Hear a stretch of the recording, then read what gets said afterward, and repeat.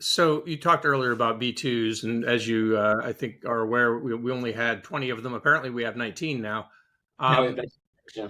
this brings us into the whole question of the defense industrial base, which you alluded to also earlier.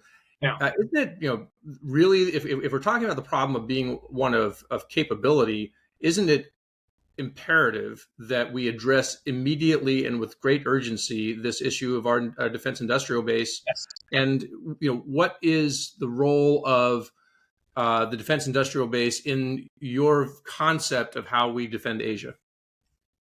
Yes, totally, and that's why it's probably the number one thing I've been banging on about for like the last 2 years has been what I've been saying, like a national mobilization of our defense industrial base. Like, I don't think what we're doing now is remotely adequate for what we would need.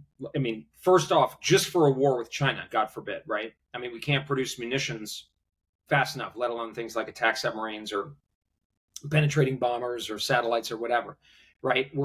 But if we want to do that and we want to supply our European allies and our Israeli allies and sell stuff to the Indians and the Egyptians and the Emiratis, we're like so way, way, way behind what we need.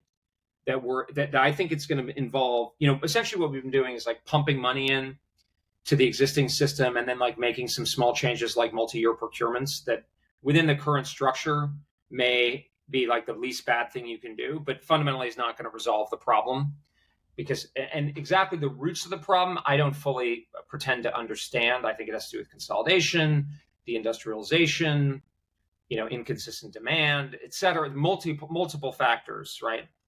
Deliberate Chinese efforts to corner critical components and minerals, et cetera. But I don't see anything like the level of national urgency that would be required. And I don't really get it, actually. Like, why didn't President Biden use some of that enormous amount of political capital and money that he invested in like the clean energy investments into the defense industrial base? Like, I don't know. I think a lot of Democrats would support that.